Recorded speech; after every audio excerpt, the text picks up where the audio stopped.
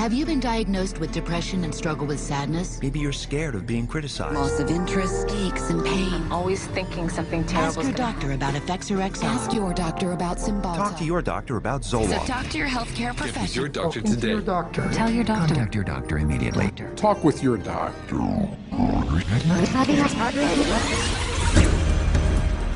Over 40 years ago, leading psychiatrists met in Puerto Rico to map out their vision of the future. We see a developing potential for nearly a total control of human emotional status, mental functioning, and will to act. Their plan? To create by the year 2000 a range of psychiatric drugs regulating every aspect of human behavior. Yeah, I was diagnosed with depression and put on Paxil. ADD, and I was prescribed Ritalin. General anxiety disorder, prescribed Zoloft. Bipolar disorder, and I take lithium. PTSD, Zoloft. I was on Paxil. When they placed me on Zoloft. They gave me Adderall. I was prescribed Siptamu, Tegretol, Lexapro, Depakote, Stelazine, Adderall, Concerta, Thorazine, Prozac, Lorazepam, Effexor, Clonazepam, Ritalin, dexamphetamine, Paxil, Cylert, Prozac, Adderall, Elavil, Depakote, Wellbutrin, Seroquel, etc., etc. 100 million people worldwide are on psychiatric drugs. How did this happen? Psychiatrists convinced them they were sick. They want you to think you're diseased from birth, and that all those experiences of life, childhood and adolescence and teenage years and adulthood and being a senior citizen, that these are all various stages of disease. Because let's face it, we've all been depressed at one time. We've all been anxious at one time. These are normal emotions that we feel. Every emotional and spiritual problem is reduced to a label. And of course, all of those diseases require pharmaceutical treatments. This is big, big business. While generating a healthy income, claiming to be medical professionals, psychiatrists will freely confess that their profession is devoid of science. We don't really have any specific blood tests or other tests that are definitive for any mental illness whatsoever. It would be neat if it would become much more scientific. Well, if you go to my office and you tell me that you're depressed, there's nothing, and no blood sample or whatever, no tests. There are not current available tests to verify your diagnosis. I don't use any tests. You do not have a test to say, well, this is this disorder and this is the best medication for this disorder. For many years we thought we had the tests nailed down, but it turned out that they weren't of any value. If you don't know what's causing the symptoms, then to give somebody something to alleviate the symptoms is close to impossible. By the time a drug's approved and it hits the general population, we don't know even 50% of the side effects that are involved with that drug. And these pills cause heart attacks and liver problems and immune system problems and lots of other medical problems. So you're playing with fire. Every day, psychotropic drugs cause serious adverse reactions. And while psychiatrists and drug companies fully understand the dangers of the drugs they sell, their unsuspecting customers are left to suffer the consequences. Everything became worse. Each mood swing was worse. He would have chronic headaches, chronic, nausea, not feeling good. She was very agitated, very, very jumpy. She was having horrible hallucinations. Her personality was disintegrating. Once he started on that drug, the cloud just stayed over him and stayed over him and stayed over him. It got darker and darker. He thought there wasn't anything worth living to kill himself. That was not Matthew. That was the drugs. At least I would like to have said, I love you.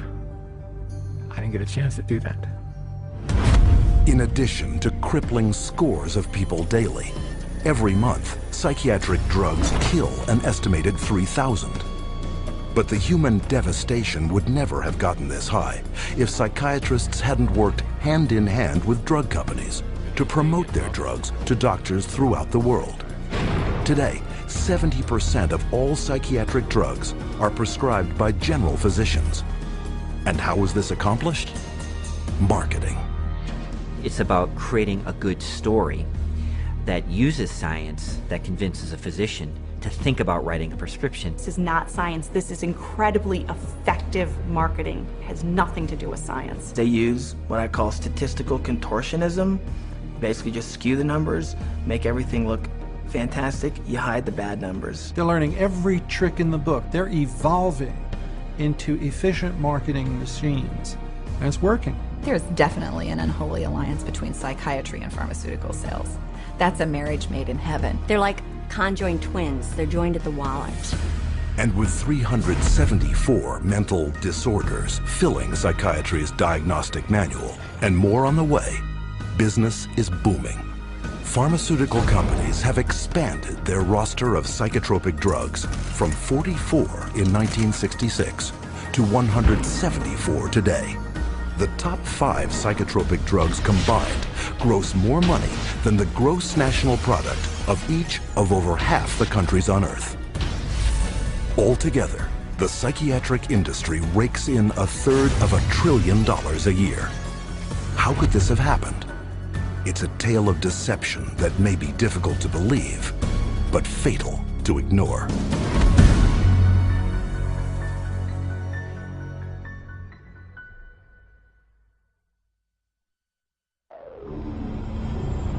We took him to a psychiatrist, and within a matter of minutes, yeah, she's ADHD, and here's your drug. Went on the Medicaid, and 5 minutes later, he was on Zyprexa. He saw the psychiatrist and prescribed the medicine for 20 minutes. The guy didn't even look at her. He talked to her a little bit.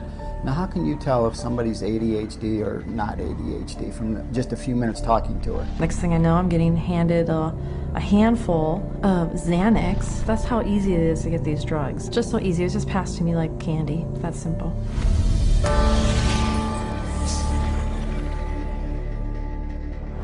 If a person were to walk in off the street, sat down with a psychiatrist, the chances of him being prescribed a drug before he were to leave the office, I would have to put it at 100%. Psychiatrists prescribe drugs. They might have different ways of diagnosing, they might have different ways of interacting with a patient, but it's rare to find a psychiatrist that uses no drugs. The psychiatrists today are, in quotes, admitting they can't cure these mental illnesses, and they're therefore going to manage your illness by using a drug. 50 years ago, a person who was going through a divorce would have relied on family, friends, clergy, and even the family doctor to a certain extent for conversation to work through the issue. They certainly wouldn't have been medicated. That was before the era of psychotropic drugs. Psychiatrists, occupying the lowest rung of the medical profession, worked almost exclusively in mental institutions. With no cures, there was little chance they would ever be respected by the public and their peers as real doctors. Psychiatrists had for years been on the fringe of medicine. Typically, the standard doctor internist would have very low regard for psychiatrists because it was understood not to be a very clear science or art. Psychiatrists wanted to be viewed as physicians, as doctors, and in order to be viewed as physicians and doctors, the people they dealt with had to be viewed as patients. And if doctors dealt with diseases, then their patients had to be diseased. Psychiatrists had a wonderful opportunity, they felt, to become respected in the eyes of their peers. They raced to create a whole diagnostic book called the DSM, the Diagnostic and Statistical Manual, which was created by consensus. A group of psychologists and psychiatrists get together, and if they have made common observations, they have a vote and they now classify a new disease. And they give it a number and it graduates into the DSM classification. And it's a dangerous book. It's a book that has many disorders that could apply to any one of us because the disorders are not real medical diseases. And it's things that apply to nearly all of us at times. Are you afraid of meeting new people? Are you afraid to speak in front of a large crowd of people? Does it make you nervous to go and to talk to your boss about a complaint? You can invent a mental disorder based on a checklist of symptoms, and that is exactly how the Diagnostic and Statistical Manual, the billing Bible for psychiatry, works. Since the DSM's first edition in 1952, the number of diagnoses has steadily grown. From a slender 130-page booklet listing 106 so-called mental disorders, the DSM has bloated to a voluminous 886 pages. It is only through the use of this book that psychiatrists can diagnose, drug, and bill for services. In fact, the psychiatric industry currently uses the DSM to collect over $72 billion in private and government insurance money. The DSM is used to diagnose and then give a label, and the label is used for billing purposes. That's how they get paid. You have to have a term in the Diagnostic and Statistical Manual in order to then call it a disease and treat it as a disease and write a prescription for it. And so because they can vote it in, they can create, and then the drug industry can just take over and market their drugs for those new disorders. And those drugs were welcomed by psychiatry leaders because it made us real doctors. Of course, first the public had to believe that there was something wrong with them, and that that thing wrong was biochemical, and that that could then be treated by a drug which was supposed to cure all. And so it was relatively easy, I think, to say, well, look, let's start looking at mental illness as fundamentally a matter of chemical imbalance in the brain. Chemical imbalance is a term that's used as a marketing ploy, as opposed to anything that there's scientific evidence to support. Nobody has yet measured, demonstrated, or created a test to show that somebody has a chemical imbalance in their brain. Period. How do you market a drug that restores the chemical balance or corrects a chemical imbalance? How can you do that in good conscience if you don't even know what one is? The whole myth of the chemical imbalance was created to sell drugs. And while psychiatrists and drug companies have used this myth to make billions moving vast quantities of psychotropic drugs into the bodies of unsuspecting consumers, the public has paid the ultimate price. An estimated half of all Americans who commit suicide are on psychotropic drugs. Annually, psychotropic drugs are estimated to kill more than 2.5 times more people than are killed by homicide. And who is entrusted with protecting the public against these dangerous psychotropic drugs? In the United States, it is the Food and Drug Administration, FDA, whose psychiatric drug advisory panels are dominated by psychiatrists who shuttle between the drug industry, academia, private practice, and government, the so-called revolving door. The revolving door at FDA is one of the primary reasons why the system that we have works so poorly.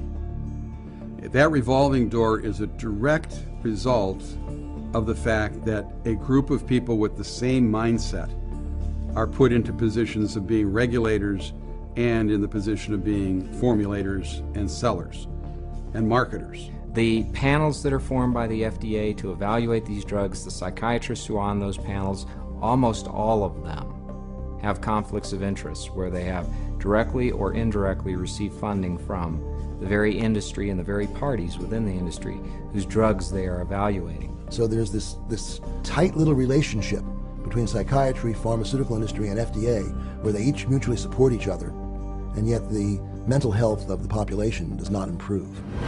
Take, for example, the FDA drug evaluation panel that approved the antidepressant Paxil. Every psychiatrist on that panel has financial ties to the pharmaceutical industry. And these conflicts of interest have been rampant enough to prompt congressional investigation. When I check these advisory committees who make recommendations to the FDA, and they're always approved after the advisory committee, I found that there were conflicts of interest. I found that many of the people on the advisory committees had never filed a proper report on stocks and bonds that they owned that might be viewed as a conflict of interest, and they're by law supposed to do that. And this network of financial conflict of interest between psychiatry, the drug industry, and the FDA became even more entrenched in 1992, after passage of the Prescription Drug User Fee Act, also known as PDUFA. Through this bill, the FDA would be paid a fee of $100,000 per drug to ensure that psychotropic medications would be rushed through the approval process and into the hands of prescribers faster than ever. Congress told the FDA, your job is no longer to make sure drugs are squeaky clean safe before they get out on the market. Your job now is to hurry up and get new drugs on the market faster. It acted to set the priorities of the FDA so that if there was a fee paid for a particular drug approval, it could be put on the fast track and rushed to market with less than the usual scrutiny that the FDA would give it. And this fast track has traded safety for sales. Since the passage of PDUFA, time spent on drug evaluation plunged from almost 2 years in 1992 to only 6 months 4 years later. Meanwhile, the number of new drugs released to the public doubled. Though fast-tracking is disastrous for public safety, it reaps huge profits for psychiatry and the drug industry. Because the sooner a drug is approved, the sooner it makes money. And the money is big. Every day, the average psychotropic drug grosses over $7.7 million. One drug, Zyprexa, rakes in almost $12 million daily. And even though FDA now charges over $1 million per new drug application, the pharmaceutical fast track shows no signs of slowing. If you look at the relationship between the FDA, the pharmaceutical industry, and the psychiatrists, there's some kind of game that they're playing there. And what is the game? Well, you could say it's money, definitely money. And when you follow the money, you realize that there is no money in health. There's big money in disease. That's why all you hear about is managing disease or treating disease. You don't really talk about curing disease. And so psychiatrists have become mainstream doctors in America. And that is because of the pharmaceutical industry. They can thank the pharmaceutical industry because they become mainstream and because they have a lot more money than they used to. And the drug industry can thank them because now they have thousands of soldiers in their army distributing these drugs to everybody. From the smallest infant to the oldest senior citizen, no one is immune from any of the hundreds of fictitious disorders invented by psychiatrists that fuel a multi-billion-dollar psychotropic drug industry. And every day, psychiatrists are casting their nets ever wider. And all it takes? Another psychiatric label.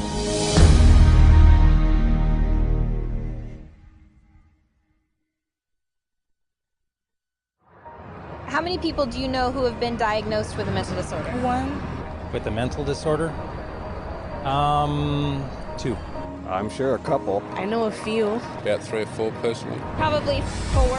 Half a dozen? I'll say about 9. At least a dozen. I'll bet I could count 15. 20 that I personally know. My oldest son is diagnosed. My mother was diagnosed. Kid from my childhood. My friend and ex-boyfriend. Just my grandfather and cousins. A friend of mine, friends. A sister, my neighbors. 2 friends, a girlfriend. A niece, 1 friend. My mother,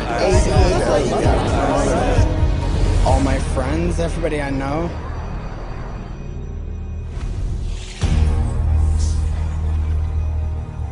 An apparent flood of mental illness is all around us. Where is this coming from? Psychiatrists, whose diagnostic and statistical manual can label anyone walking the earth today as mentally ill. Psychiatrists, I believe, they look at every human being and they divide humans into 2 classes, clients and potential clients. We see this no more prevalent in any field than in the field of the mental disorders, where one disease after another is invented and then popularized and the public is made to worry about it. It's a disease mongering. It's the selling of sickness. You know, sometimes it's a drug in search of a market, and it's giving public awareness to minor conditions with the ultimate goal is to sell more medications. It's not caring for people. When you run out of symptoms, you don't have any more clientele to market to. So you have to invent disease. And with psychiatric medications, you can invent diseases all day long.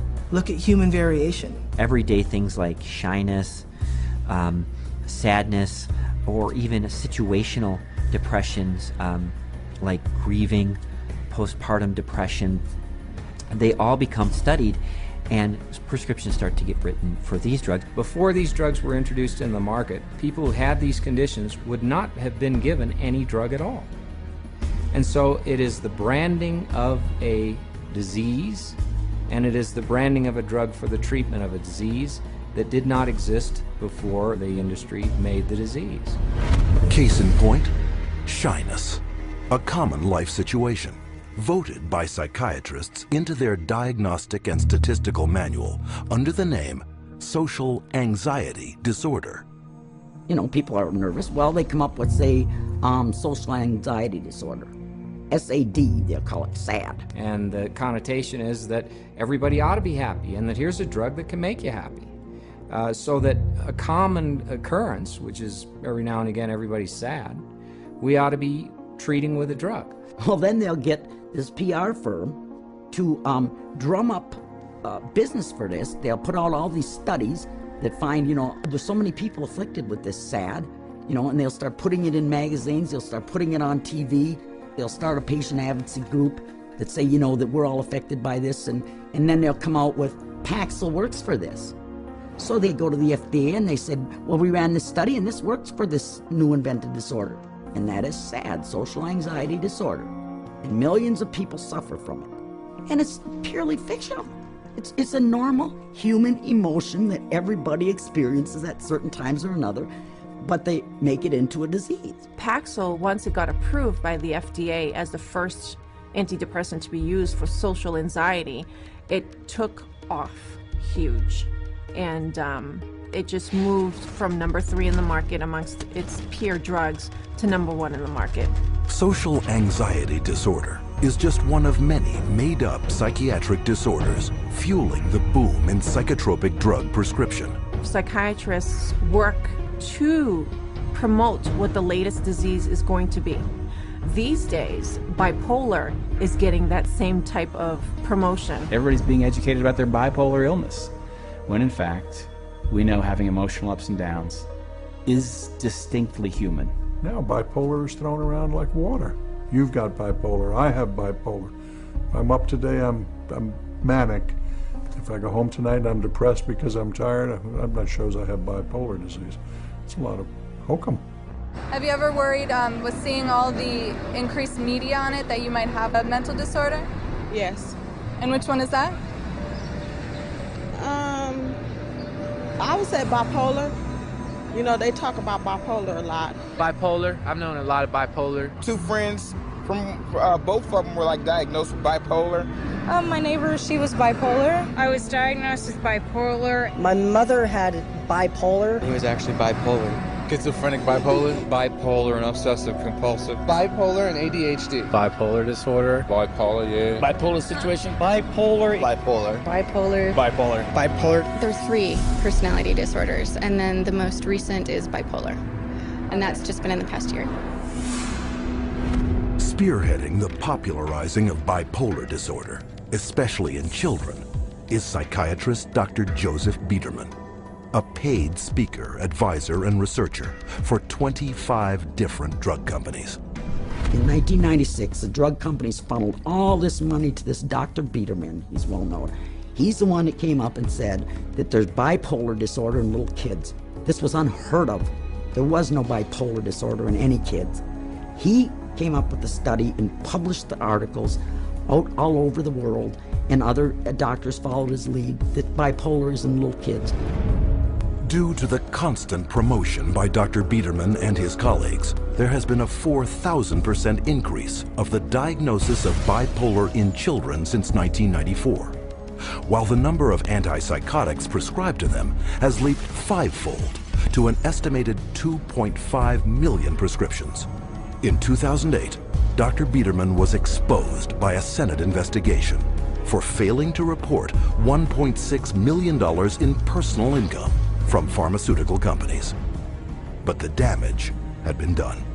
Because of the bipolar fad created by Dr. Biederman, antipsychotics, some of the most powerful psychotropic drugs being prescribed, are psychiatry's drug of choice. The top 3 best-selling antipsychotics together gross $25,000 every minute. And no matter how big the psychotropic drug industry gets, psychiatrists are hard at work providing the diagnoses to make it even bigger. Let's say this is the pie right here of a certain class of medications, and this is a pretty profitable pie, and everybody wants a piece of that pie. But what would happen if we made that pie even bigger? And how you make the pie even bigger is by expanding the uses for those drugs. They've already got a drug that's approved on the shelf. They can just pull it off the shelf, rename it, repackage it, and say, look, we've got a new drug for a new illness. When Prozac's patent ran out, that Eli Lilly had to look for a new source of profits. So all they did was change the name of the drug from Prozac to Serafem, changed the color of the pill from green to pink, and marketed it for PMDD, which is newly introduced into this book. What it tells us is that if you can come up with a label, a diagnostic label for a drug, then you can sell it like hotcakes. It's a business model, and it's $1 billion business model, and it works, and it's going to keep continuing. Today, anyone may unknowingly be taking a psychiatric drug, renamed, repackaged, and prescribed for non-psychiatric purposes. Zyban, prescribed as a cure for smoking, is actually the antidepressant Wellbutrin. Cymbalta, a psychiatric drug for depression and anxiety, is now being marketed as Yentreve for urinary incontinence. Psychiatric researchers are testing psychotropic drugs on such wildly varying conditions as obesity, alcoholism, gambling, hot flashes, herpes, nausea, itching, shivering, and excessive hair pulling. It is a pill for every ill, and practically no one is being told how dangerous psychiatric drugs are. As a chemist, I'm making these drugs. They're proving deadly in our labs, and they're proving deadly in other labs. Dangerous, ineffective, causing the exact same thing they're supposed to treat. How are they selling them? For anyone who's given a label of a psychotic illness, drugs seem to be the automatic choice of treatments as night follows day. That's all psychiatry does. It's dominated by psychopharmacologists who do nothing but manage symptoms by dispensing pills. That's it. And they don't work. But the fact that they don't work works to the advantage of the drug companies and the psychiatrists, which means that you're not cured, which means that you're a patient for life, you're a customer, you're a client for life. And the worse your health gets, the more drugs you need. It's a great deal for them. We should all be up in arms about the way we're being treated by psychiatry today. This is a very dangerous industry that has gone so far overboard in inventing fictitious diseases and drugging our children and our population that I consider it to be engaged in crimes against humanity. With over $80 billion a year in psychiatric drug money at stake, it is impossible to escape the saturation of psychiatric disease-mongering in today's society. But behind the marketing lurks a secret psychiatry's customers would be shocked to learn. How are these drugs tested? And are they safe?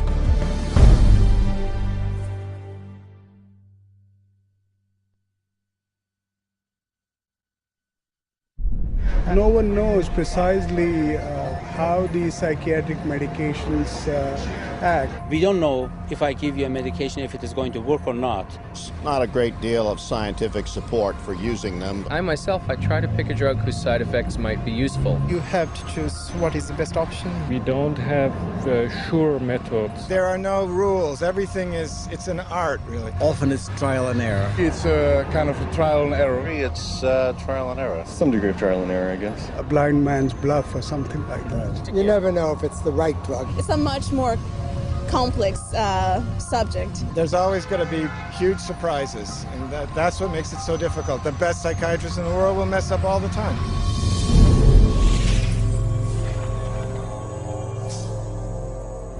The American public is being treated as a mass medical experiment. We are all being treated like guinea pigs by the pharmaceutical companies, the psychiatric industry, and the FDA. They are basically testing drugs on large parts of the population without really knowing what the results are going to be. It's a very dire situation that we're facing. We're talking about people's health and in many situations, people's lives. These are very serious issues. As dangerous chemical compounds, psychotropic drugs are tightly regulated by governments throughout the world. And for any new psychotropic drug to be approved for use, it must undergo tests intended to protect the public. When a pharmaceutical company develops a new drug that they want to send to the market, what they do is they have to run it through clinical trials. They have to be able to provide to the FDA safety data to say this is a safe and effective drug. In clinical trials, psychiatrists are engaged to do the research. And we could bank on the fact that these psychiatrists are tied to the pharmaceutical companies. And a psychiatrist puts their name on there, they're seen as an expert. Talking mental drugs, who writes them? It's a psychiatrist. So that's how it works. It's a terrible system. The desperate thing about it is that it's all dressed up in the name of science. It's not science at all, it's pure marketing. But they get away with it because it's called science. There's really no test, no x-ray, there's no chemistry that shows you have this condition. It's really just the opinion of someone who is probably taking money from pharmaceutical companies to prescribe drugs to people. Where's the biochemistry? Where's the research? Where's the substantiation? And the answer is it vaporizes like mist in the morning. It's not there. But the lack of scientific testing doesn't stop psychiatrists from carrying out clinical trials on dangerous drugs. Clinical trials are supposed to consist of 4 phases of precise scientific drug testing, the first 3 of which must be submitted to governments for regulatory approval. In phase 1, the drug is checked for toxicity. In phase 2, tests are done to see how the drug reacts in the human body. If it clears this hurdle, then a phase 3 trial is carried out. But with no lab tests verifying or measuring any mental disorder, and with big money at stake, psychiatric drug research is highly subjective and rife with manipulation. There are many, many, many places where you can tweak the study just a little bit with the study design or with the way you gather the data or the way the data are reported. And there's so many different ways you could bias a study. I've seen what they did to the data in these trials. There's no question that they manipulated the data. For example, let's say they had 100 people to start with. 40% drop out. 30% have a positive response, 30% have no response. They then say that they have a 50% response rate, when in fact, most of us would say it's a 30% response rate because only 30 out of the original 100 really responded. And so you can see that that's a little bit of a manipulation of the research data. When they design drug studies, they're only looking at the one thing they want to see. And they don't report all the other things that are happening. Case in point, the antidepressant Cymbalta. Lilly, I believe, in February of 2004, did a clinical trial study. The people in this clinical trial did not have symptoms of depression. And in that clinical trial, there were 11 attempted suicides and 4 suicides completed. One of which was Tracy Johnson, 19-year-old college girl. She did not have any symptoms of depression, and yet this drug pushed her to commit suicide by hanging herself. That shoots the theory down that they say that, people get suicidal because of the, underlying illness that people kill themselves, that these weren't suicidal people to begin with. These weren't depressed at all. These were healthy people. A slew of media coverage followed, but psychiatrists on the FDA Drug Evaluation Panel chose to ignore the death and went on to approve Cymbalta the following August. One of the reasons why we have underestimated the potential of some psychiatric antidepressant drugs to actually trigger a suicidal kind of behavior in people is because the people who designed the research study didn't include in the research questionnaire the suicidal behavior. And then you can report that we had 0 incidents of this type of behavior among our subjects. And then the response is trumpeted as if there's something magical about it, when in fact what's happened is a whole statistical tap dance routine that violates good science. However, on the basis of that kind of phony trial, the drug can be marketed. Keep in mind that when a drug is tested in the clinical trials, it's only a very short period of time. The final phase of testing can be anywhere from 5 to 6 weeks. The longest of those studies was 8 weeks. The shortest was 4 weeks. So these are not long-term studies. I think most physicians and most people taking the drugs assume they're long-term, 1 year, 2 years, 3 year studies. They're not. They're very, very short studies. I find it pretty outrageous that we can base a multi-billion-dollar industry on a few 6 or 8 week clinical trials where antidepressant medications beat a sugar pill by a few percentage points. It is on the basis of biased research such as this that psychotropics with potentially fatal side effects are routinely approved by FDA panels for a lifetime of use. And how can this happen? Because drugs are big money, and FDA panels are dominated by those who benefit by approving them. The FDA panels that evaluate these drugs are largely psychiatrists.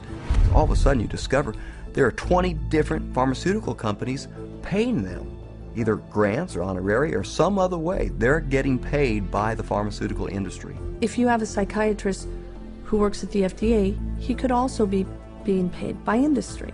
He might sit on industry panels or discussions or get paid to be a speaker. What I found in working with physicians at the FDA was that they could have dual positions. They could sit on an industry board. They could be influenced by industry. If you've got 10 FDA scientists or 10 committee members, it's just a matter of 6 saying yes, the drug is safe, 4 saying no.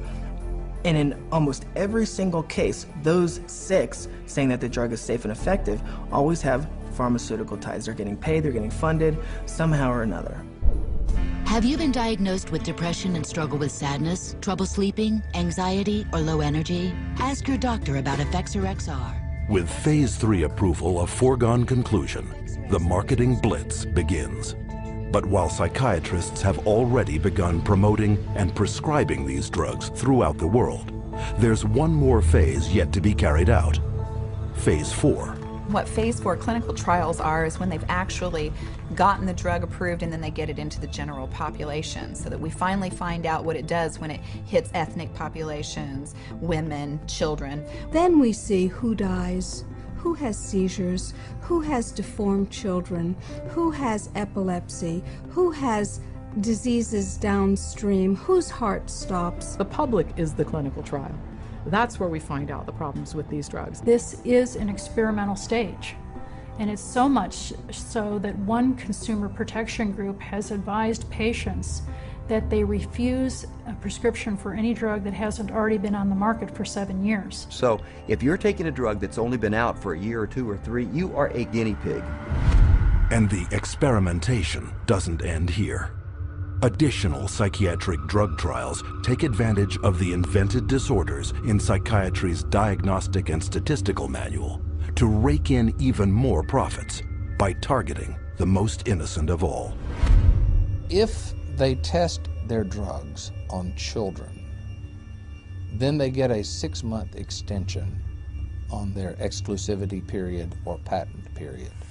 This psychiatric drug research center in Texas uses advertisements to lure in child volunteers. And once inside, they're further enticed with the simplest of tricks. This is what they're going to be playing.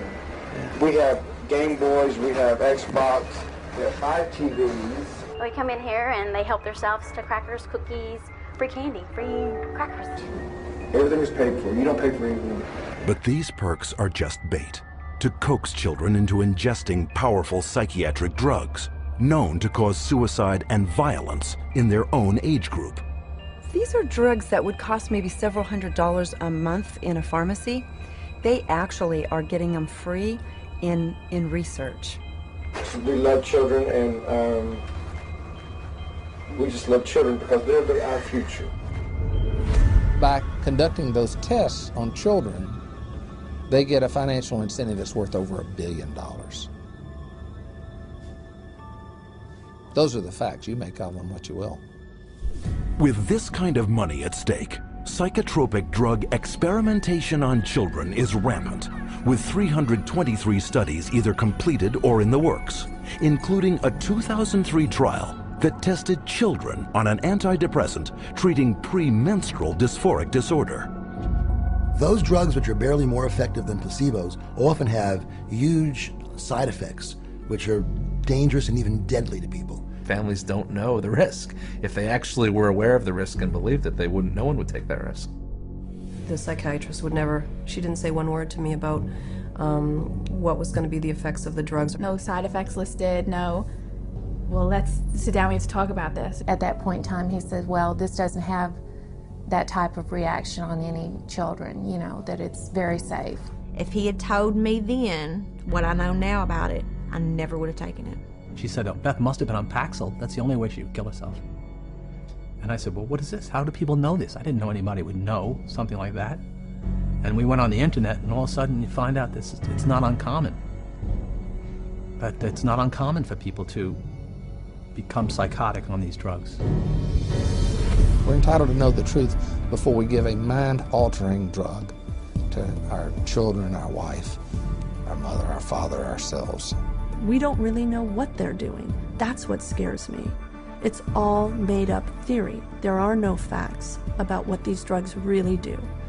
And if someone said, well, we don't know what this is going to do to you, good or bad, would you take that medication? Now that is not the practice of medicine. That's the practice of marketing. And this practice of marketing is taking lives. And the poor patient doesn't even know it. But in the testing and marketing of psychotropic drugs, money trumps safety. The top 10 most prescribed psychotropic drugs gross over $26.5 billion annually, more than double the amount of new money put into circulation every year by the United States Mint. But to make this kind of money, psychiatrists first have to convince the most crucial market segment of all, those with the power of prescription.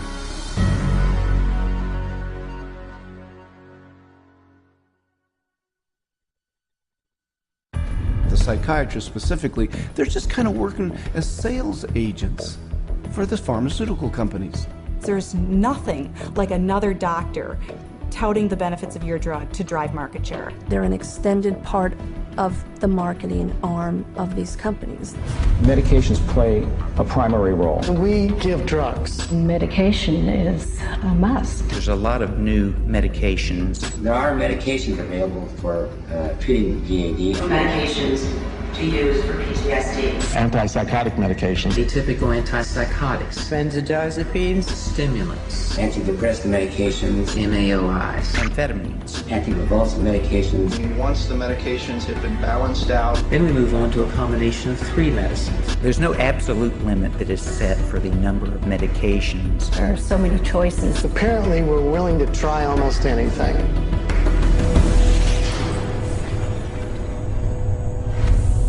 Psychiatric drugs can't be sold without a prescription. So pharmaceutical companies hire psychiatrists to promote psychiatric drugs to their fellow prescribers. The money trail starts at the world's most prestigious medical schools, in the offices of highly influential university-based or academic psychiatrists. With their seal of approval, pharmaceutical companies make billions on psychotropic drugs. There are a lot of academic psychiatrists especially who have ties to 10 or 15 or 20 different pharmaceutical companies, and so they're making a very large amount of money. Whether they're professors or whether they work at big, medical institutions, those drug companies will make sure that they've got them on the payroll somehow. They'll have this person feed this information to their other peers, but it's all being motivated through monies being funded by pharmaceutical companies. About 40% of the early stage marketing dollars for pharmaceutical companies go straight to these thought leaders, psychiatrists. These financial arrangements with so-called key opinion leaders are very lucrative. A top academic psychiatrist can personally rake in over $500,000 per year from pharmaceutical companies. These people are still considered the stars of their medical centers because they bring in all this great money from the pharmaceutical companies, and that helps keep the coffers of the medical center full. Universities receive a lot of money from the pharmaceutical industry. Drug companies are building buildings right next to the medical school. They're funding research right and left. The University of Michigan Depression Center received, I think it was $750,000 from Eli Lilly, and all they do down there is crank out this biological view of psychiatry and mental illness and depression. With academic psychiatrists collecting millions in drug money for their universities, it is no surprise that school curricula focus on psychotropic drugs. Training programs in psychiatry, the majority of them now are drugs first. You know, you're really a psychopharmacologist in a way when you come out of a psych residency training program. Even when I went to medical school, psychiatrists did talk to patients. Now all they do is write a prescription and send them away. A psychiatrist is trained for one purpose, to administer psychiatric drugs. Academic psychiatrists don't just indoctrinate future prescribers. They also heavily promote these drugs to their peers. First, by creating clinical trial studies, passed off as unbiased research that push both an invented psychiatric disorder and the drug to manage it. These studies are planted in professional journals to be read by their colleagues and quoted in the media. But what readers don't know is that an estimated 50% of the time, these psychiatrists never took part in the studies. One of the most unethical practices we're aware of is ghostwriting of journal articles, where somebody at the pharmaceutical company will write the paper and the academic physician will put his name on it and get it published in a major journal when he maybe changed 3 or 4 words in the whole article, and the article was basically written as a marketing tool by the drug company, and yet this academic puts his name on it as if he's the author. He has had no part in the study, and also he probably hasn't even read the study results, but he is prepared to receive $10,000, $20,000 to put his name at the front of the research, which gives it added authority. Ghostwriting is so common that even the psychiatrist running the FDA department evaluating psychiatric drug safety has attached his name to ghostwritten articles. The average physician picks that up and reads it. He believes it. And it's not a mystery that he would believe it. It seems reasonable that it's in black and white, it's in a good journal, it's in the New England Journal of Medicine, it must be true. These journals are often sent free to psychiatrists and doctors under the guise of legitimate medical research. And why are they free? Because pharmaceutical drug ads reap huge revenues for their publishers. So if you go through a medical journal, you'll see page after page of advertising for bipolar disorder and treatment of using medications, or advertisings for depression and treatment of using medications, schizophrenia. So it's really everywhere. I remember just a couple of years ago, the first time I opened the journal from the American Psychological Association called the APA Monitor, and there was a multi-page ad, high gloss, very expensive, for Concerta, which is time-release Ritalin. I resigned from the American Psychological Association. I wasn't going to be part of this whatsoever. It's very hard when your major source of income is advertising and advertising placement to write an article that's negative about a particular drug and expect that company to continue to buy ads in your medical journal. So that's a major issue. But psychiatric key opinion leaders aren't satisfied with filling medical journals with ghost-written articles. They also spread the gospel of psychotropic drugs at conferences in continuing medical education, or CME. Physicians and nurse practitioners and physician's assistants are mandated to take a certain amount of continuing education credits every year. Well, 70% of all continuing medical education is now funded by the pharmaceutical industry. That seminar is going to be taught by a professional who is employed by the pharmaceutical company. The very nature of where someone is giving you your support means you are biased to that person's side. Many physicians and many psychiatrists who attend medical conferences don't know that when they go to that conference meeting that's about antidepressants, antipsychotics, and it's generally an academic psychiatrist who's speaking, they don't realize that person's probably making about $10,000 for that 1 hour speech. But you don't have to be an academic psychiatrist to get a piece of the pie. Psychiatrists who heavily prescribe psychotropic drugs are generously rewarded by pharmaceutical sales representatives for drumming up local business. Psychiatrists, especially high prescribers, are targeted and gifted extensively by the industry. Now that gifting is where you need to get specific. That was not unusual during our marketing conversations to say, well, what's our top drug writer? You know, who's the doctor that's prescribing the most of this drug? Well, you know, let's send them to the Kentucky Derby. We offered trips on some occasions to come out and hear a 2-hour talk, but it happened to be on a nice island in Hawaii. There were a lot of things that we did day in and day out to try to get the doctors to write our drugs, or in my case, to write for the psychiatric drugs. We did a lot of lunches and dinners, and we brought in speakers, and those speakers were obviously paid by us, and we would wave, you know, renowned studies at them from renowned journals. But of course, we would never say that these studies were paid for by our company, and that it was written by a ghostwriter who was paid by our company, or that our company tends to do a ton of advertising within that particular medical journal. We would never say that. With over 300 million psychiatric drug prescriptions written every year, high prescribing psychiatrists are richly rewarded for opening up new markets. They receive up to 25% more pharmaceutical money than any other medical specialty, an average in one state of more than $45,000 per top psychiatrist per year. Psychiatrists get more kickback from the pharmaceutical companies than any other branch of medicine. The profession of psychiatry couldn't keep its journals afloat, couldn't keep its conferences afloat, couldn't keep its organizations afloat without money from drug companies. The drug companies really have psychiatry in their pocket. This is a profession whose diagnoses have been heavily influenced by people who are heavily influenced by the pharmaceutical industry, and whose treatments are almost exclusively these days pharmaceuticals. We should be able to count on them. I do not believe that we can.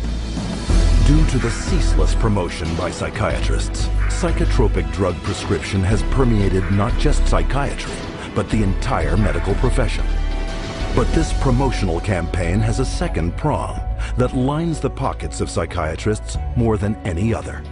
And this one directly targets you.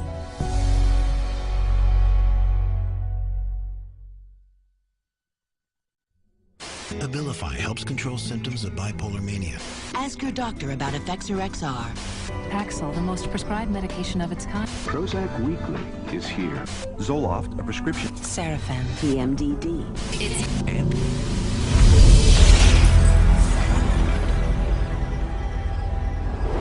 Psychiatrists and drug companies don't hype psychiatric drugs only to fellow prescribers. They also pitch them straight to the end user, you, counting on you to walk into their offices and demand a prescription. The direct-to-consumer advertising is instilling the notion in every human being that something is mentally wrong, something needs correction.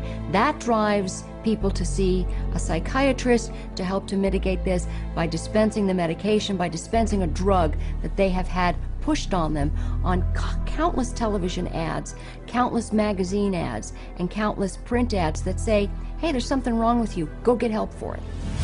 Nowhere is this explosion of direct-to-consumer advertising more obvious than on television. It wasn't always this way. Until recently, advertising psychiatric drugs on TV was severely restricted. But in 1997, the FDA was persuaded to relax their rules on advertising in the media, in direct violation of Article 10 of an international treaty signed at the United Nations. Every 5 minutes there's a new drug ad. And this is not by accident, this is cold, canny, scientific design. The ads are fundamentally of two types. One type of ad is a effort to try to get the patient to take the drug company's drug. Abilify helps control symptoms of bipolar mania and reduce... But then the second kind of direct-to-consumer advertising is the you're sick and you didn't know it advertising. You could be suffering from generalized anxiety disorder. Because they want to create sales. So what they're going to do is tell people, do you have these symptoms? Do you have this disease? Do you have this particular condition? But they hit it so hard on television that people say, ask your doctor, ask your doctor. Every commercial is a referral to the doctor. See, they're working for each other. Ask your doctor about Cymbalta. Depression hurts. Cymbalta can help. I can go to my doctor and say, here are my symptoms, and walk out with the prescription I want. I can ask for a drug by name, and most of the time I'll be given the drug. So basically I'm my own doctor. The industry defends what it's doing by saying this is some kind of public health education campaign. And I'm sorry, I think if you go to an advertising agency, you're advertising. From the start, advertising psychiatric drugs on television has been phenomenally successful. In just the first 3 years, sales of psychiatric drugs skyrocketed by 250%. With grosses now hitting record levels, the drug industry is spending $2.9 billion a year in TV advertising alone. And once this drives people into the offices of psychiatrists, they can be hooked using another marketing ploy: free samples. The industry is willing to give out millions of dollars worth of free samples because it generates billions of dollars in sales. You want a prescription and you want Prozac written forever as a maintenance therapy. So you establish that with some free Prozac up front. Here, take this sample, it doesn't cost you anything, and then if you like it or if it seems to work, then we'll make a prescription, but you're going to have to pay for that prescription. The sample is free. So it's really a marketing technique. They got a cash cow. Zero refill means you've got to go back to the doctor for another consultation, for another subscription, and it just goes forever. This is business. This is money. Some direct-to-consumer marketing is camouflaged as public information. Psychiatrists regularly appear in the media, warning the public of the latest mental illness epidemics and hawking their latest breakthroughs. They write articles planted in newspapers and magazines that further their mental health awareness campaigns. Even patient advocacy groups claiming to offer unbiased information on psychiatric drugs are, upon closer inspection, pharmaceutically funded front groups managed by psychiatrists. They were started specifically by the industry themselves, and the public isn't informed of that. It's basically a great big lie to the public that they think they're going to a charitable organization that has their best interest at heart. Case in point, children and adults with attention deficit disorder, or CHAD, the biggest and most well-funded front group for the makers of stimulant drugs. Stephen Plog is a former CHAD executive. When I became the CHAD coordinator for Las Vegas, they gave me a manual, and in it said we want to provide unbiased information to help and support people who have ADD. For the next 30 days, we put 22 parents and their kids on a program with lab tests to find out what their causes were, eliminated their causes, they got prescription free, medication free, side effect free, and they got better with their self-esteem, and they became actually happier, healthier, and more successful. CHAD found out about this, called me up and says we do not allow people to talk about nutrition in any of our seminars. We only prescribe going to a psychiatrist who will only prescribe drugs and therapy. So they said you can no longer work with us, and they fired me for simply recommending that parents go get a lab test, find out what the causes are, and eliminate the causes. They do not allow that. They only allow medication and psychiatric treatment. Psychiatric patient advocacy groups also promote psychotropic drug treatment by broadly issuing public marketing surveys disguised as medical questionnaires. You can take a survey of maybe 16 questions. And if you are a normal human being who's lived through ranges of emotions of normal life experience, if you've known the exhilaration of the birth of a child, a niece, a nephew, and the devastation of a divorce and the loss of dreams, and answer honestly to those questions, you will diagnose yourself as bipolar. And the instructions that come back along with the diagnosis or the warning that you're probably bipolar say, print this out and take it to your doctor. And how simple is it for anyone to go online, answer typical life questions, and be given a psychiatric disorder? Here are some randomly chosen volunteers, people of all ages leading normal lives. Do you feel sad, blue, unhappy, or down in the dumps? Sometimes. I've had periods of great optimism and other periods of equally great pessimism. Yeah, that happens a little bit. I get tired for no reason. Sometimes. Life is pretty full. Not really. For no apparent reason, I sometimes have been very angry or hostile. It's hard for me to concentrate on reading. I am restless and can't keep still. My heart beats faster than usual. I have trouble sleeping, shortness of breath. Gained weight. Trembling hands. I have an idea that most of these are going to be sometimes. Everyone has. As in everybody? Somewhat. Somewhat true. Just a little. Oh yeah, I am. Alright, my score totaled 42. Bipolar disorder, moderate to severe symptoms. Wow. Answer reflects on the presence of depressive symptoms. Currently suffering from an anxiety disorder. I may be suffering from bipolar 1. Minimal to mild depression. An obsessive compulsive disorder. Guess that means I'm psycho. Guess I'll go to a psych. Try to see if I could work it out, get some meds or something. All told, 50% of these everyday people were assigned a psychiatric diagnosis and instructed to get treatment. By this measure, half of the U.S. population, some 150 million Americans, could be classified as mentally ill. Now you have a direct line of consumers just walking in with a little pre-survey that says that they potentially can have bipolar, ADHD, stress, anxiety, any of those categories, and they just need to take this assessment tool and say, okay, that basically that is what you have, and here's your drug. And psychiatrists are now clamoring to make such assessment tools mandatory. Take Teen Screen. Under the guise of a suicide prevention program, mental health tests are administered in the schools to diagnose and drug children. Children such as Chelsea Rhodes, who left for school one morning an average teenager and returned home with a psychiatric diagnosis.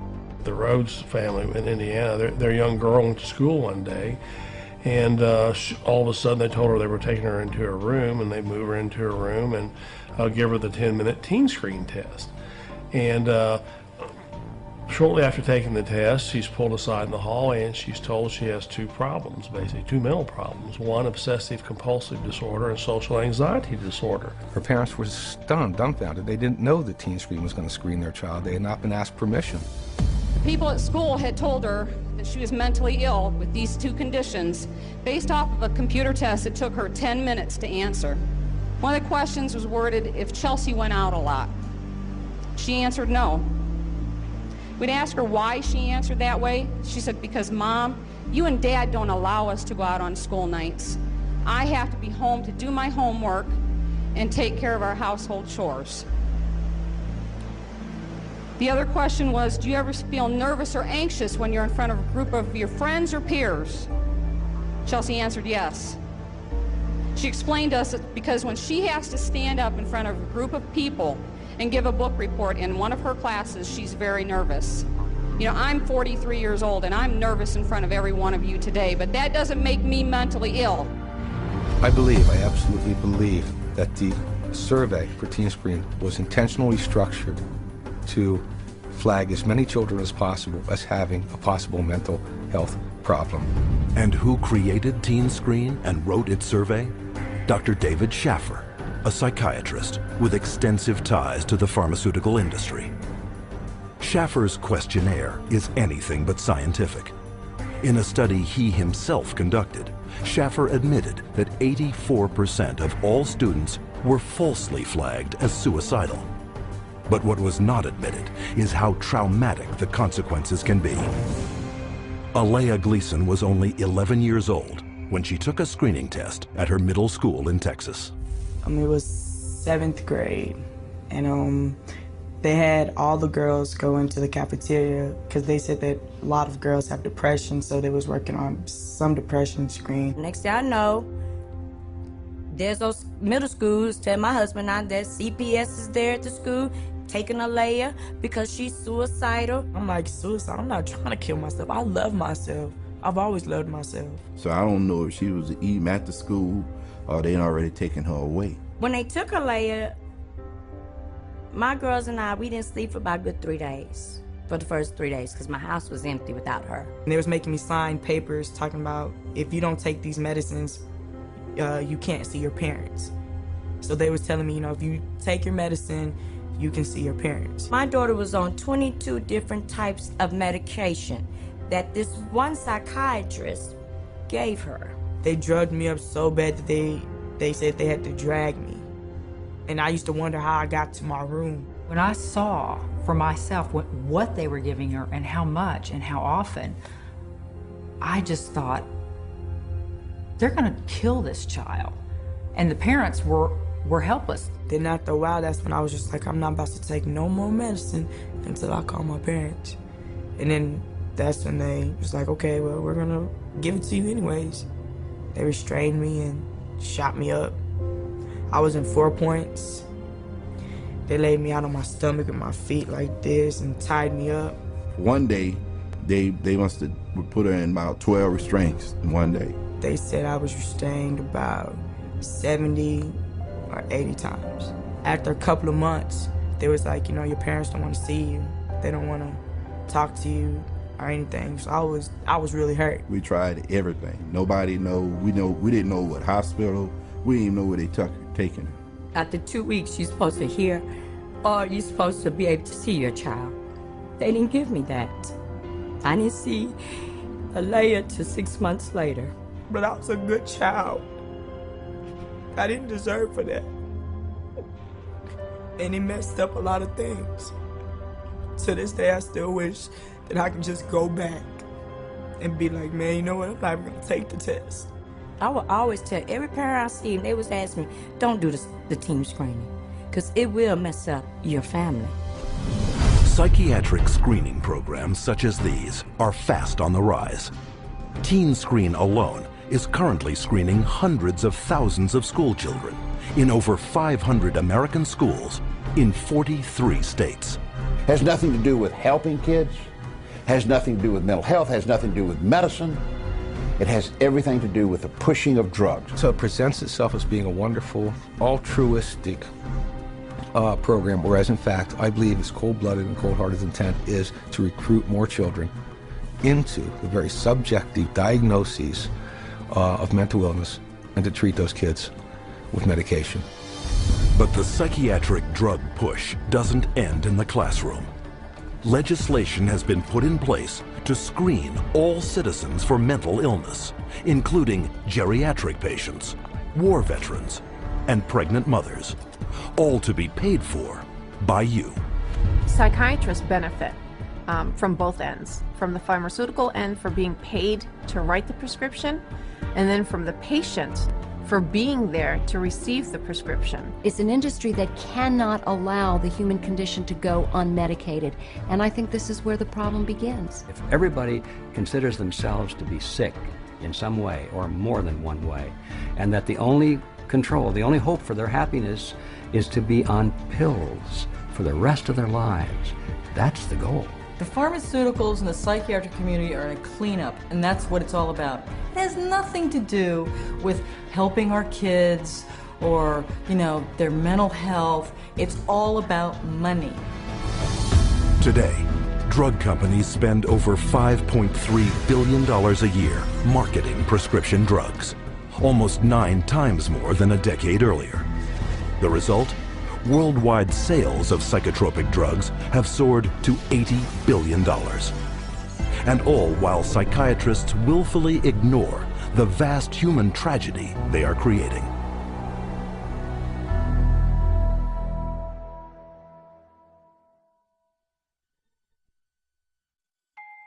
I'm 10 years old, and I'm going to read, I think, the side effects of a drug called Daytriana. The drug Adderall. Luvox. Cymbalta. Gyudon. Lexapro. Namenda.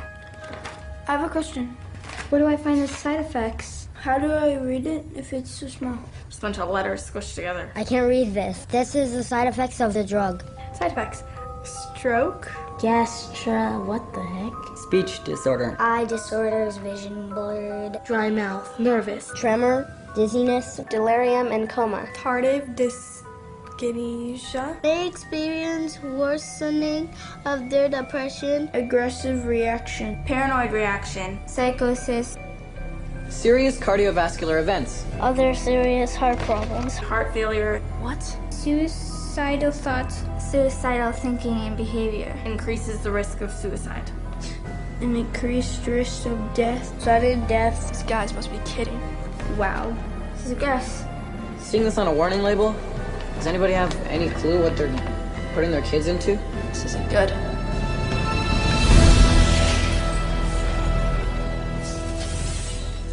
No drug has side effects. They're all effects. Side effect is just a way that doctors explain away the effects that they don't like or you won't like, but they're effects. These are the effects of these drugs.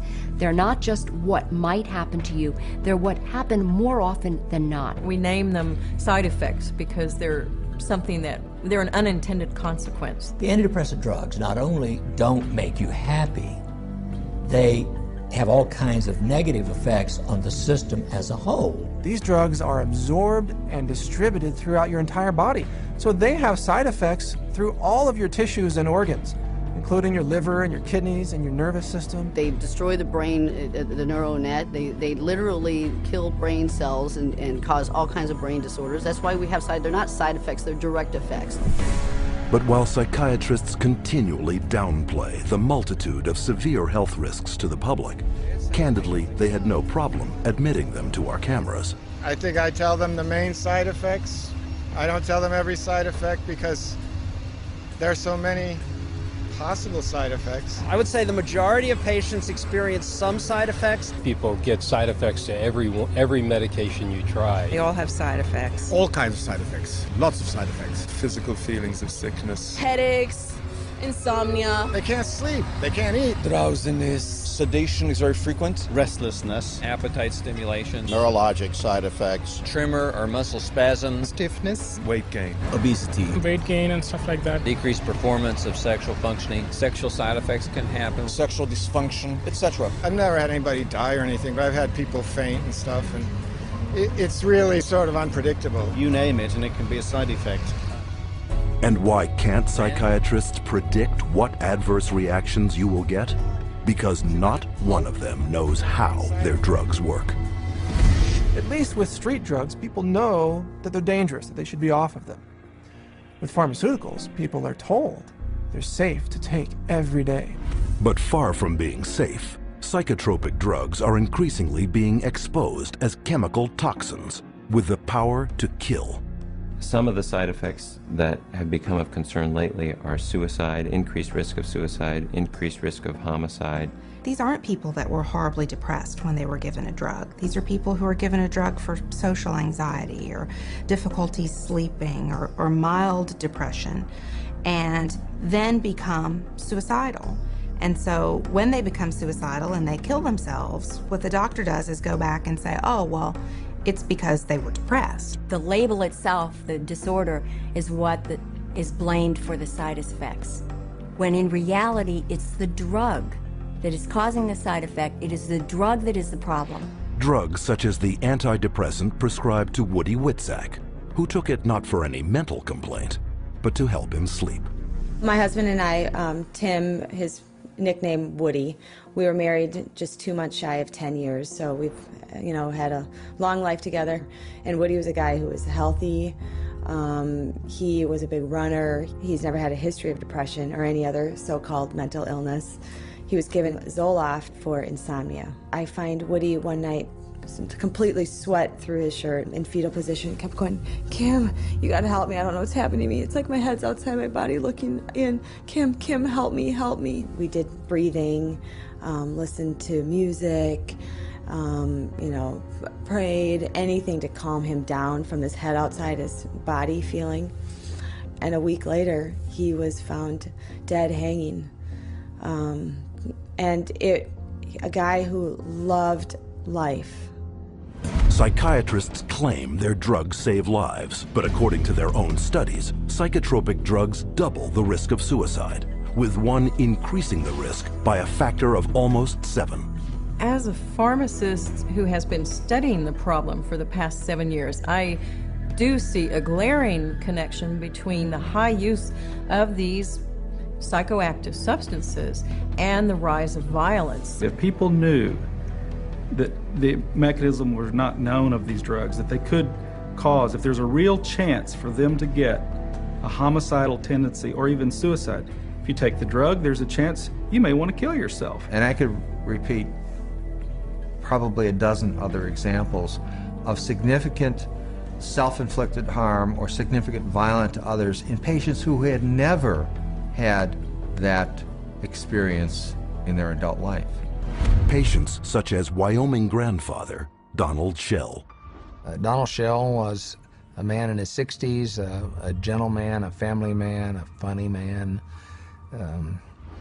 He had had periodic episodes of depression, but never any real serious mental health issues, and became depressed, had a down period, went to a general practitioner and was given Paxil. 2 days later, he shot his wife, his daughter, his 9-month-old granddaughter, and then himself. The first question the jury was asked, very telling question, can Paxil cause some people to commit homicide and or suicide? To which they answered yes. Donald Schell was on Paxil for only days before his murderous drug reaction. But long-term use of psychotropics has also proven to create a lifetime of damage, an unwelcome fact ignored by psychiatrists. In the long run, the side effects may actually be worse than an original condition. I don't think the average patient has any idea that the long-term use of this drug is now associated with very serious diseases, with diabetes, with kidney failure, with tardive dyskinesia, a movement disorder that's very serious and permanent and irreversible. You can be affected by these drugs in any part of your body, your brain, your heart, your kidneys. That's why people die early very often, because they are prescribed things, and the long-term effects are, in some cases, the death of the individual. And more damage is created by polypharmacy, where psychiatrists make a fat living prescribing multiple psychiatric drugs, one to offset the effects of another. If you have drugs that create side effects, that gives you a ready market for more drugs to cure the side effects. It seems to me that it's a self-propagating system. And what ends up happening is that each one of those new drugs that's added into the scenario brings on another symptom for which there's another drug, for which there's another symptom, for which there's another drug. And it just snowballs into a vicious circle of one drug causing the need for another drug. Sometimes people come and they're on such a cocktail of so many different drugs for so many different things. It's rare now that I see a senior citizen that is on less than 5 or 6 drugs at one time. Some 12, 15. One will lead to the next, and they're all toxic. This is how the game is played. And as psychiatrists spread their lucrative game of psychotropic drugging further and further into society, children have become the latest and most tragic of casualties. Rebecca Riley, 2.5 years old, they diagnosed her with bipolar disorder and ADHD. They had her on an antipsychotic, they had her on a heart drug, they say, for ADHD, and they had her on an anti-seizure. And then one other one for side effects. 4 drugs at 2.5 years old. She can't even zip up her own pants. She's like a little rag doll. The school nurse, 2 teachers, the principal, the social worker, all said they never seen any behavior in this little 4-year-old girl that would warrant these kind of medications. And all specifically called this doctor and said, please take her off these. She died at a little over 4 years old. This little girl that didn't have a chance, and the psychiatrist just let her. Instead of standing trial and facing prison time, Rebecca Riley's psychiatrist, Dr. Keiko Kifuji, hasn't even lost her license. One might well ask how psychiatrists get away with it. The answer lies in a legal concept known as standard of care.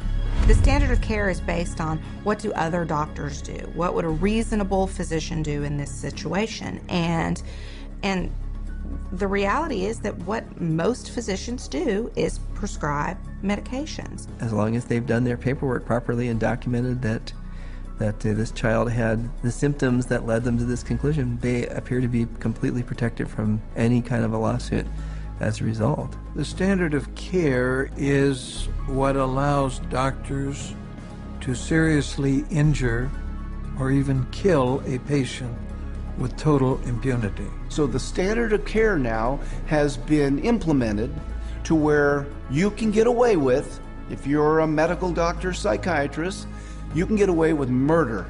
And the death count keeps rising. Psychotropic drugs now kill an estimated 42,000 people every year. The cost to society is very real and very devastating. But the medicine they're practicing isn't real. It's a hoax. Profit always comes before patient safety, and they take a very short-sighted view. It's all about how can we make money today, not what price are we going to pay tomorrow. The trail of destruction that a psychiatrist leaves in his path is of no concern to that guy. It's all about money. And the money is big. Psychiatry is today over a $300 billion industry without a single cure. And as more and more breakthroughs are promised by psychiatrists, their running total of sick, injured, and dead victims continues to escalate. Unprotected, it is the public, you, who must fend for themselves.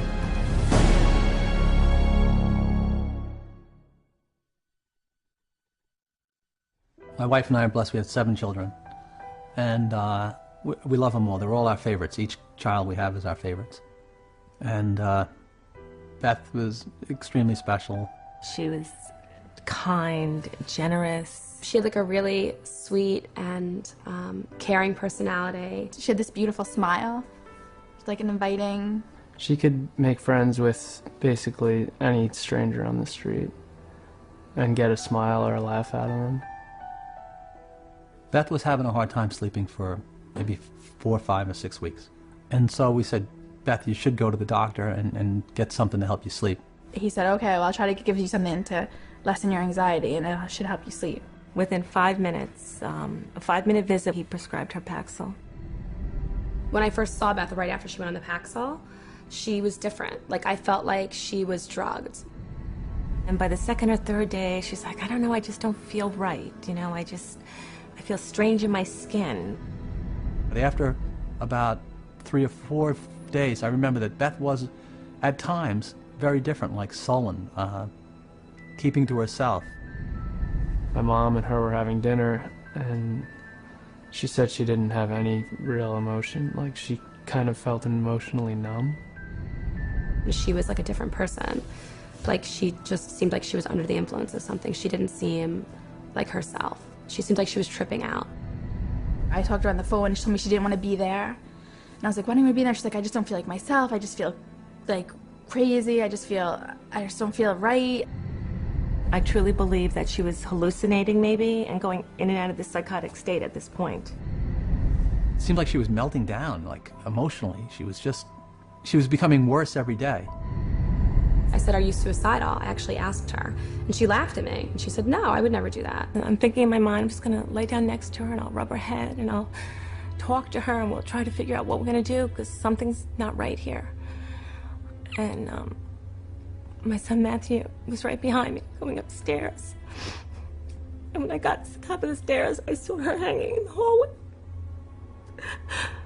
Then the police were all over the place and people were coming and going, and about 3 hours, 4 hours after my daughter died, one of my friends came over and said, you know, I was speaking to so-and-so, one of our other friends, and she said, oh, Beth must have been on Paxil. That's the only way she would kill herself. It just wasn't her.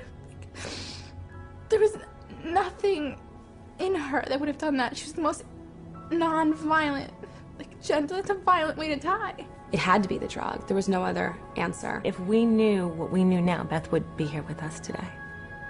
I know that for a fact. The tragic story of Beth Winter is just one of many, a tale repeated wherever psychiatric drugs are prescribed. But psychiatrists insist you believe that their drugs are safe and effective because they are the mental health experts and you are not. But case after case proves that trusting them can have disastrous consequences. Psychiatry is pseudoscience. It's false science. It cannot withstand rigorous review if people would just look at the evidence. If they help anyone, it's not worth the risk to the people that are harmed by them. They are betraying every customer they have. They don't know what they're doing, and we need to educate the public to use their feet and walk away.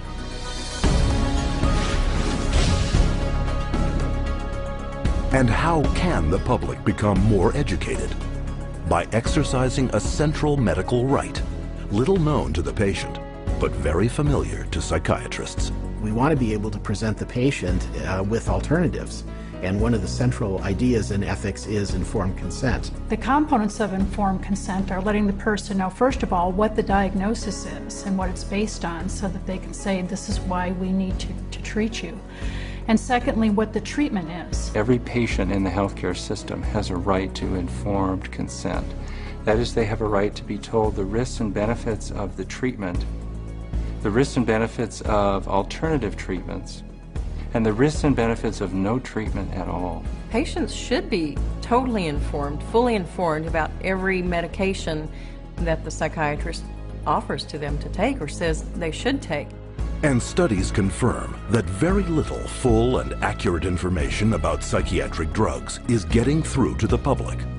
So what would full and accurate, informed consent on psychiatric drugs consist of? These medical doctors and experts have extensive experience in the subject. Their first point: psychiatric disorders are not actual diseases requiring medical treatment. It's true that there's no biological findings that really support any of these psychiatric diagnoses being medical illnesses. And the burden of proof really is the other way around. It's not that you have to prove that there is no biological science. The burden is on psychiatry to prove that there is. There's no blood test. There's no lab test. There's no x-ray. These are just clusters of behavior that a group of psychiatrists have voted that it's a disease. Can you imagine doctors having to have powwows to decide if a heart attack is a real disease or not? No, they don't have to decide that. They don't have to have a vote on that. They should be asking the doc, geez doc, where's the chemical test for that? Where is the objective test for this? And I guarantee you that they'll be told, we don't have a chemical test for that. There is no such thing as a chemical imbalance. And any psychiatrist that you talk to, if you ask him this question, they'll all admit it in private, but they won't admit it in public. It's a scandal. So this is all subjective. Nothing objective about psychiatry. 2, there is no scientific proof that psychotropic drugs resolve any mental problems.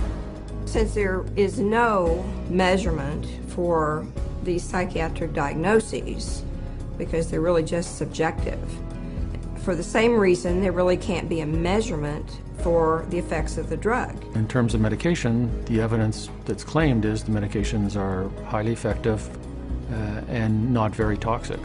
But actually, in fact, the data in psychiatry are very clear that that's not true.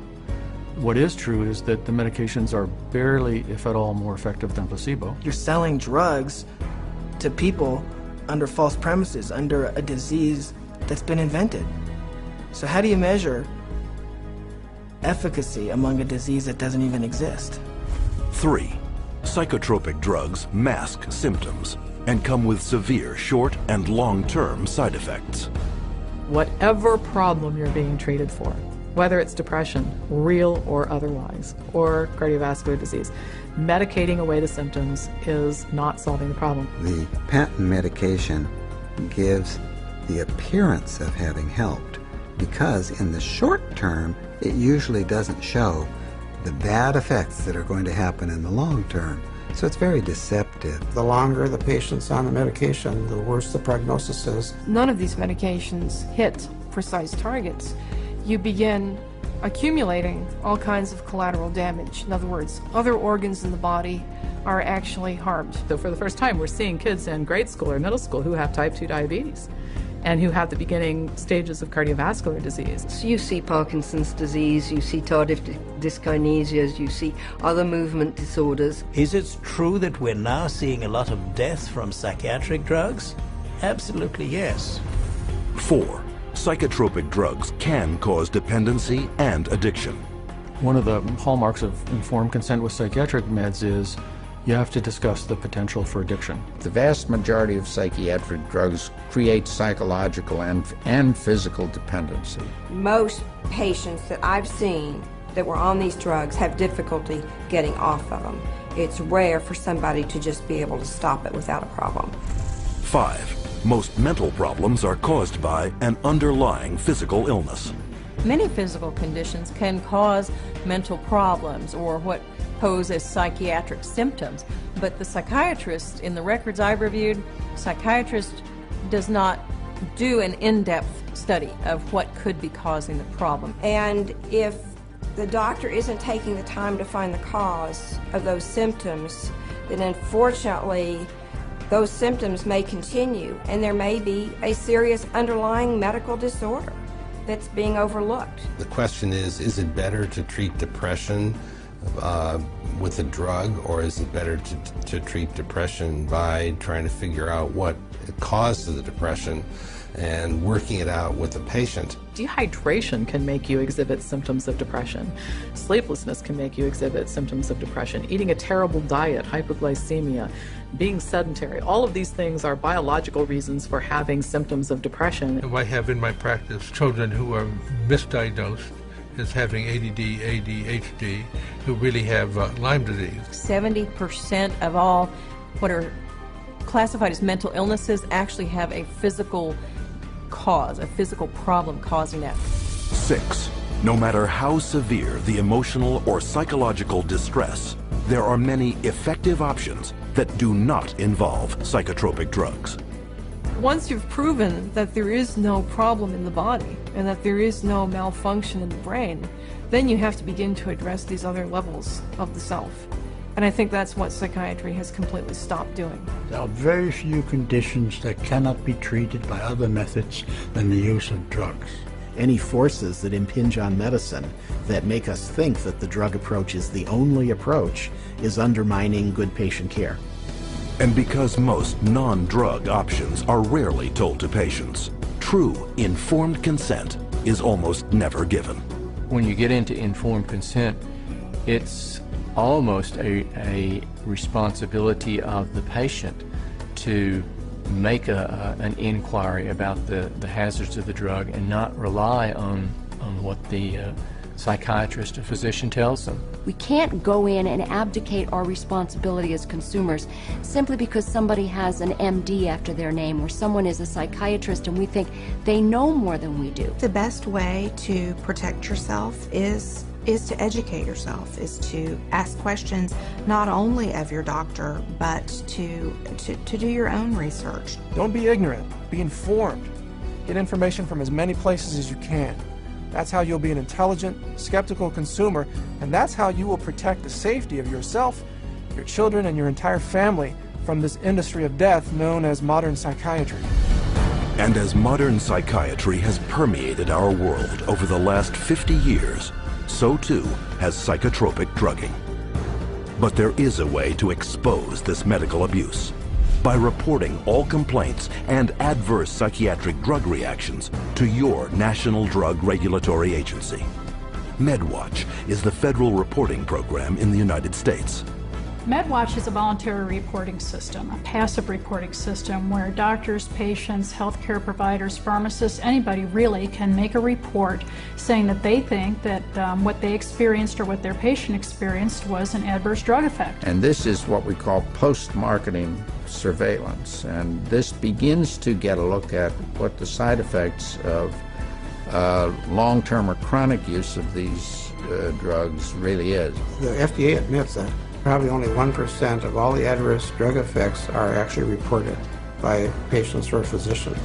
It is only through the reporting of all adverse drug reactions that the true scale of the horrors of psychotropic drugging will come to light. You have the facts. Share this video with your doctor and don't allow yourself, your friends, or your loved ones to become the next statistic of the big business of psychotropic drugging. To find out more about psychiatry and psychotropic drugging, or to report a case of psychiatric abuse, contact the Citizens Commission on Human Rights.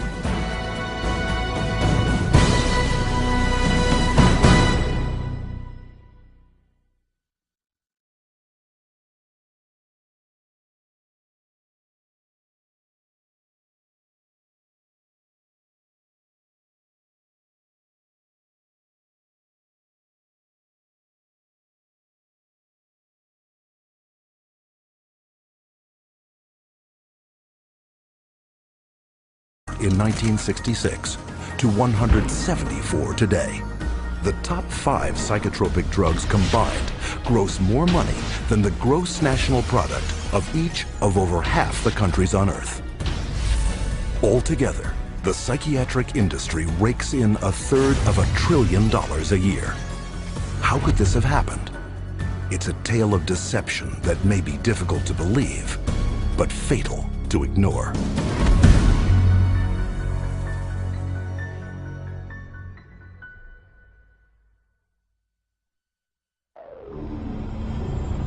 We took him to a psychiatrist, and within a matter of minutes, yeah, she's ADHD, and here's your drug. Went on the Medicaid, and 5 minutes later, he was on Zyprexa. He saw the psychiatrist and prescribed the medicine for 20 minutes. The guy didn't even look at her. He talked to her a little bit. Now, how can you tell if somebody's ADHD or not ADHD from just a few minutes talking to her? Next thing I know, I'm getting handed a handful of Xanax. That's how easy it is to get these drugs. Just so easy. It was just passed to me like candy. That simple.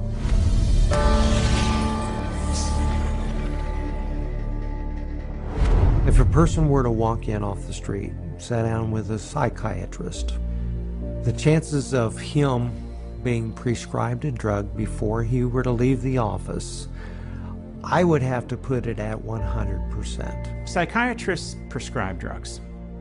They might have different ways of diagnosing, they might have different ways of interacting with a patient, but it's rare to find a psychiatrist that uses no drugs. The psychiatrists today are, in quotes, admitting they can't cure these mental illnesses, and they're therefore going to manage your illness by using a drug. 50 years ago, a person who was going through a divorce would have relied on family, friends, clergy, and even the family doctor to a certain extent for conversation to work through the issue. They certainly wouldn't have been medicated. That was before the era of psychotropic drugs. Psychiatrists, occupying the lowest rung of the medical profession, worked almost exclusively in mental institutions. With no cures, there was little chance they would ever be respected by the public and their peers as real doctors. Psychiatrists had for years been on the fringe of medicine. Typically, the standard doctor internist would have very low regard for psychiatrists because it was understood not to be a very clear science or art. Psychiatrists wanted to be viewed as physicians, as doctors. And in order to be viewed as physicians, to say, well, this is this disorder and this is the best medication for this disorder. For many years we thought we had the tests nailed down, but it turned out that they weren't of any value. If you don't know what's causing the symptoms, then to give somebody something to alleviate the symptoms is close to impossible. By the time a drug's approved and it hits the general population, we don't know even 50% of the side effects that are involved with that drug. And these pills cause heart attacks and liver problems and immune system problems and lots of other medical problems. So you're playing with fire. Every day, psychotropic drugs cause serious adverse reactions. And while psychiatrists and drug companies fully understand the dangers of the drugs they sell, their unsuspecting customers are left to suffer the consequences. Everything became worse. Each mood swing was worse. He would have chronic headaches, chronic, nausea, not feeling good. She was very agitated, very, very jumpy. She was having horrible hallucinations. Her personality was disintegrating. Once he started on that drug, the cloud just stayed over him and stayed over him and stayed over him. It got darker and darker. He thought there wasn't anything worth living to kill himself. That was not Matthew. That was the drugs. At least I would like to have said, I love you. I didn't get a chance to do that. In addition to crippling scores of people daily, every month, psychiatric drugs kill an estimated 3,000. But the human devastation would never have gotten this high if psychiatrists hadn't worked hand in hand with drug companies to promote their drugs to doctors throughout the world. Today, 70% of all psychiatric drugs are prescribed by general physicians. And how was this accomplished? Marketing. It's about creating a good story that uses science, that convinces a physician to think about writing a prescription. This is not science. This is incredibly effective marketing. It has nothing to do with science. They use what I call statistical contortionism.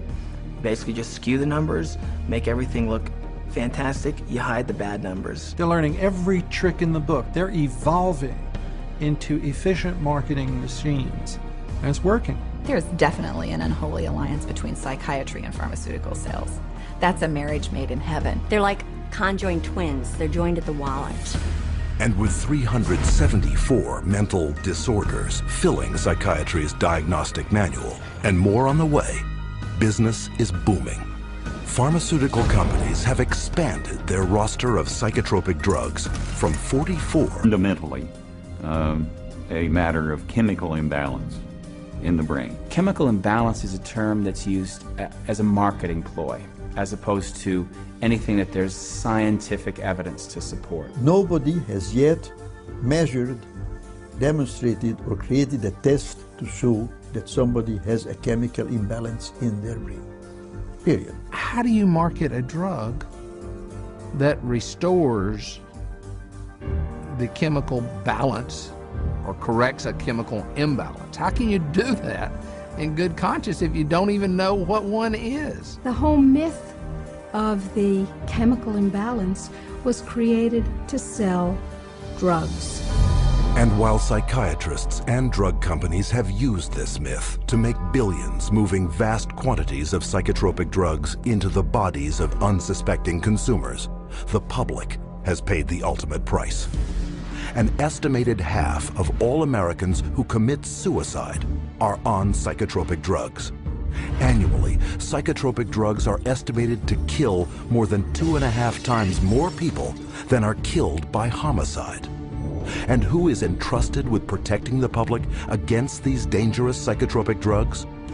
In the United States, it is the Food and Drug Administration, FDA, whose psychiatric drug advisory panels are dominated by psychiatrists who shuttle between the drug industry, academia, private practice, and government, the so-called revolving door. The revolving door at FDA is one of the primary reasons why the system that we have works so poorly.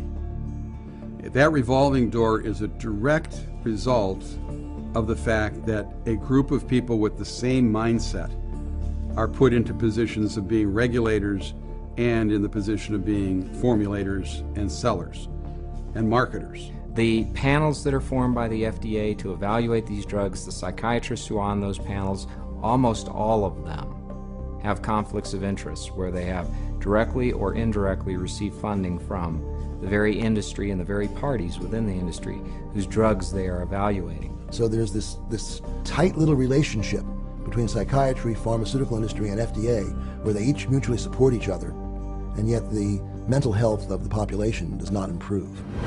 Take, for example, the FDA Drug Evaluation Panel that approved the antidepressant Paxil. Every psychiatrist on that panel has financial ties to the pharmaceutical industry. And these conflicts of interest have been rampant enough to prompt congressional investigation. Clinicians and doctors, the people they dealt with had to be viewed as patients. And if doctors dealt with diseases, then their patients had to be diseased. Psychiatrists had a wonderful opportunity, they felt, to become respected in the eyes of their peers. They raced to create a whole diagnostic book called the DSM, the Diagnostic and Statistical Manual, which was created by consensus. A group of psychologists and psychiatrists get together, and if they have made common observations, they have a vote and they now classify a new disease. And they give it a number and it graduates into the DSM classification. And it's a dangerous book. It's a book that has many disorders that could apply to any one of us, because the disorders are not real medical diseases. And it's things that apply to nearly all of us at times. Are you afraid of meeting new people? Are you afraid to speak in front of a large crowd of people? Does it make you nervous to go and to talk to your boss about a complaint? You can invent a mental disorder based on a checklist of symptoms, and that is exactly how the Diagnostic and Statistical Manual, the billing Bible for psychiatry, works. Since the DSM's first edition in 1952, the number of diagnoses has steadily grown. From a slender 130-page booklet listing 106 so-called mental disorders, the DSM has bloated to a voluminous 886 pages.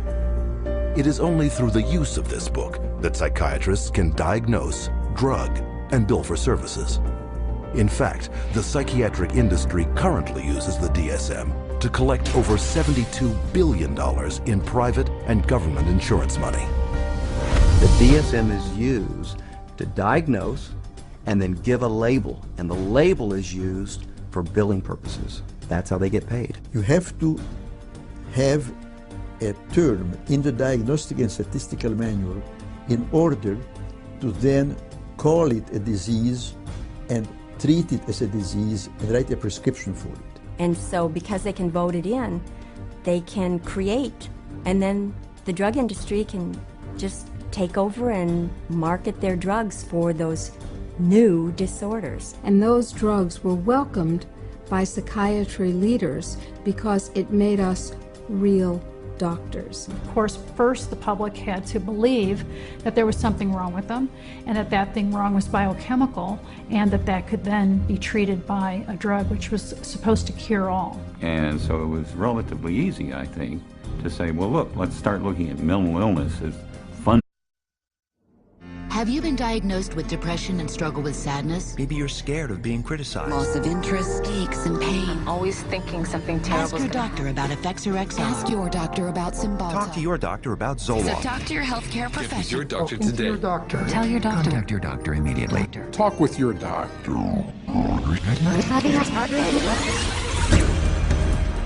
Over 40 years ago, leading psychiatrists met in Puerto Rico to map out their vision of the future.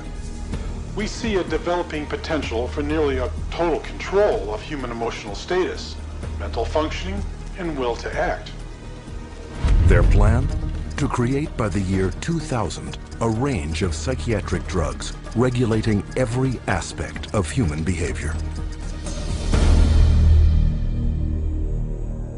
I was diagnosed with depression and put on Paxil. ADD, and I was prescribed Ritalin. General anxiety disorder, prescribed Zoloft. Bipolar disorder, and I take lithium. PTSD, Zoloft. I was on Paxil. When they placed me on Zoloft. They gave me Adderall. I was prescribed Siptamil, Tegretol, Lexapro, Depakote, Stelazine, Adderall, Concerta, Thorazine, Prozac, Lorazepam, Effexor, clonazepam, Ritalin, dexamphetamine, Paxil, Cylert, Prozac, Adderall, Elavil, Depakote, Wellbutrin, Seroquel, etc., etc.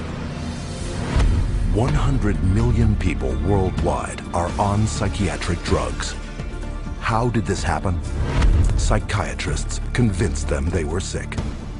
They want you to think you're diseased from birth, and that all those experiences of life, childhood and adolescence and teenage years and adulthood and being a senior citizen, that these are all various stages of disease. Because let's face it, we've all been depressed at one time. We've all been anxious at one time. These are normal emotions that we feel. Every emotional and spiritual problem is reduced to a label. And of course, all of those diseases require pharmaceutical treatments. This is big, big business. While generating a healthy income, claiming to be medical professionals, psychiatrists will freely confess that their profession is devoid of science.